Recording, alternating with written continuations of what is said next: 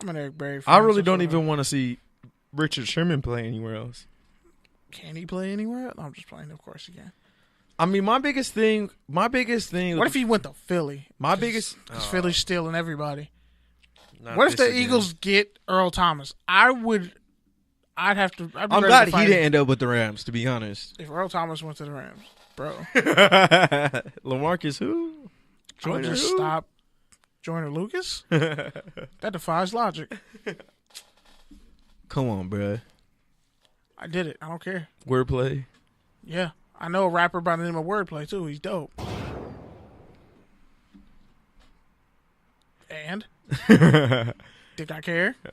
So give me some spots you'd like to see Earl Thomas. Give me some spots you'd like to see Richard Sherman.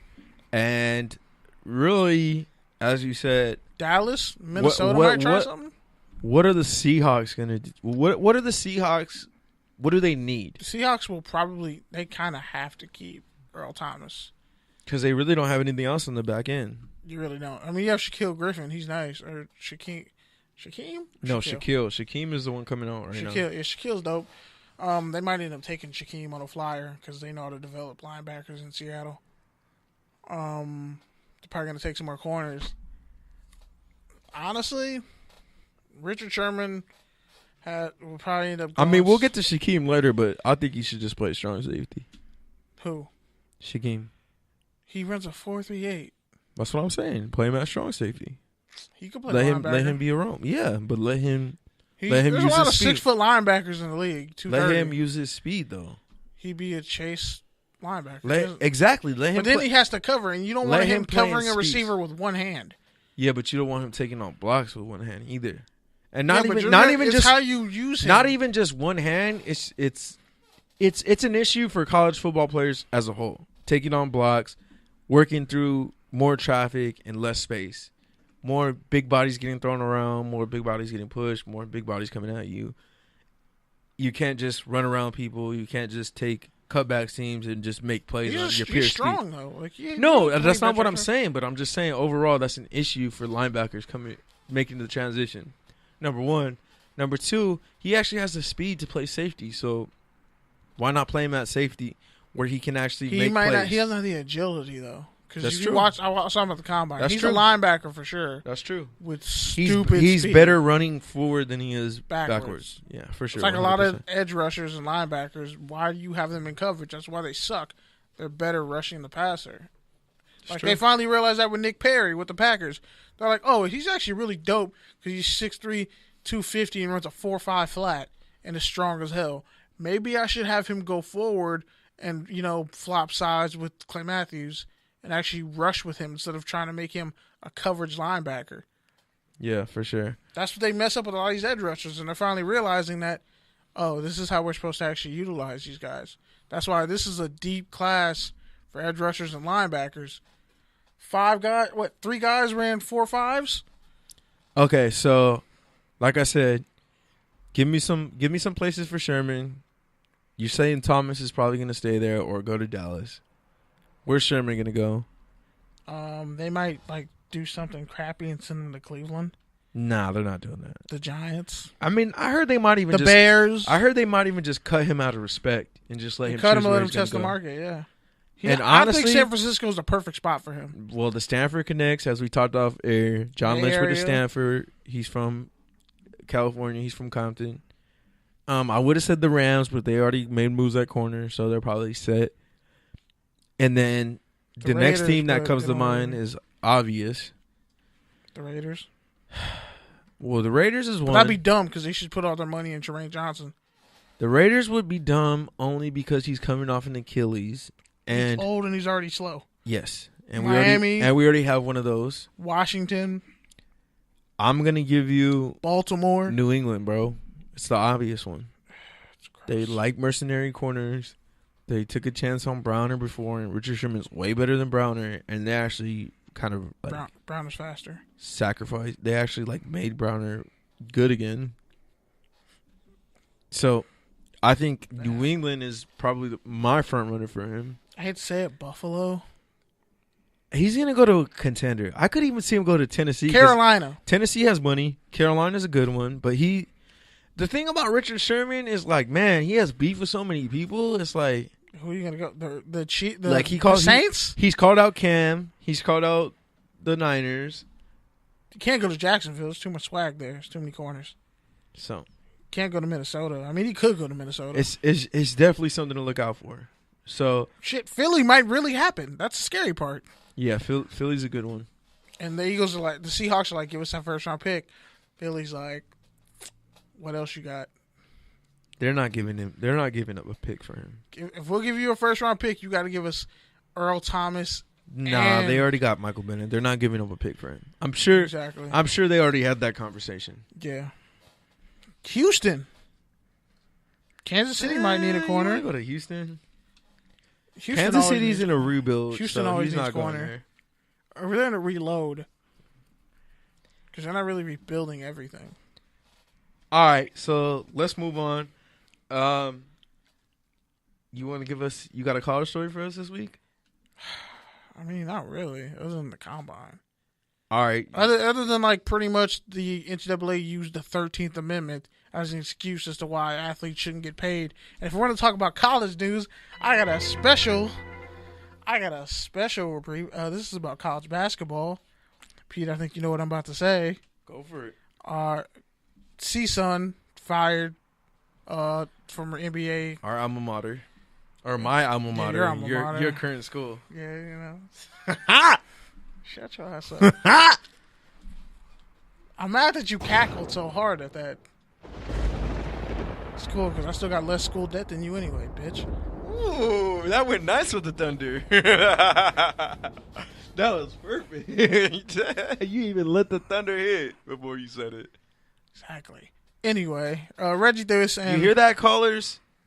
See that? That doesn't suck. Makes the show better. You could talk shit, call us out, whatever. Just make sure it's funny. You kind of pissed all of them off. They're probably never going to call in again. Man, I really don't care, like I said. Bro, you're terrible. Like, your person-to-person relations are just terrible. That's why I work in PR, right? You don't do cold calls anymore. Hey. Do you do cold calls anymore? Yeah, actually I do. But let's compare Rolodexes. How the hell? Wait, hold on. Yeah, that's we'll have that hard. Conversation off air. It sucks, but I do it. Actually, some journals are cool, man. Some journalists are cool, but, you know. There's a lot that aren't, but. We can have that conversation later. But speaking of fighting, Reggie Diaz, former CSUN head coach, who went like 53 and 104. He lost pretty much every season he was at CSUN. The only thing he got them was better recruits and a little bit more recognition nationally. Kind of expanded their recruiting bubble. Got some key transfers from like Texas A&M. Got a dude literally named CSUN from China. All right, man, get to the point. No one cares about CSUN. They're like the worst program ever. Yeah, pretty much. They both got fired 2 days ago, or yesterday, I guess. Brandon Martin, former athletic director, and Diaz got into a fight. Which Brandon Martin was the athletic director at Oklahoma. He was also a senior member at Oklahoma, USC. And he was a senior member at Oklahoma, and yeah, pretty much the athletic director since 2013. He hired him in 2013. All right, man. He thought it was a dream hiring. Pretty much, it failed miserably. Before I hang up on you. Wow! Stop cutting me off, asshole. Anyway, pretty much they got into a fight and they got fired. But really, they got fired because Diaz hasn't won anything for CSUN at all. Rick Pitino, shout out to Dave the Sports God, CSUN alum. He's not coming only because he's not coming for $500K. They cannot afford his ass. They cannot afford. It's like. But if he is desperate to coach, I get what Dave is saying. It makes a lot of sense. Jerry Tarkisian. It makes a lot of sense to come to CSUN because it's a beautiful school. Basically, brand new campus. They have money to print at CSUN. They're in LA. They're not broke. They're in LA. It's mostly sunny. It's hot, but whatever. It's mostly sunny. There's dorm spaces, apartments, literally on the hill because they're not getting a football team. They could literally just put a stadium up there for Pitino. So if Pitino really wants to remake his image, really prove he can take a program from the bottom up, it's a spot that makes a lot of sense. Do I need to do my Suge Knight impression? And be but like, at the same time, Reggie Diaz was a descendant of the Pitino coaching tree, so. probably not going to work. Just let that marinate. But shoot your shot. Raider Ryan even said it. Shoot your shot. Another CSUN alum. Shoot your shot. That's all I'm going to say. All right. Pretty much, and we were in the group chat just killing it, and I made a meme that's really funny. But shout out to Evil Patrick, Sinister Patrick. Love that meme. SpongeBob really is the GOAT, like, and we don't give him enough credit. Every year, there's a great SpongeBob meme. All right. Well, we're on the topic of college football. This is something I wanted to get your take on. So yes, they should be paid in full. Paid in full, too. Not this argument again. You already know how I feel. They shouldn't be paid, too. But I think they should be able to make money off their own likeness. I don't think so. Kind of like what I said. I don't think college football should claim them, but I don't think they should get a full-on salary. And they shouldn't use the 13th Amendment to justify slavery, which was used to justify slavery. And if you've seen the Ava DuVernay documentary 13th on Netflix, you would know how bad that is. But the lawyers for the NCAA literally used the 13th Amendment to justify not paying student athletes. So they're admitting that it's slavery. Okay, can I get to my point? Sorry, I just wanted people to know that they used something that was justifiable for slavery to justify not paying student athletes. And if you're okay with slavery, well, then fuck you and your mother. All right. So the UNLV defensive tackle, I think his name's what, Ed Oliver? No, Ed Oliver played for Texas. I mean, Houston. Oh, yeah, you're right. But there's a D tackle who died from his injuries from another school. Yeah, Ed Oliver, you're right. From Houston, declared for the NFL draft a year out. Because he could have came out this year if he was eligible.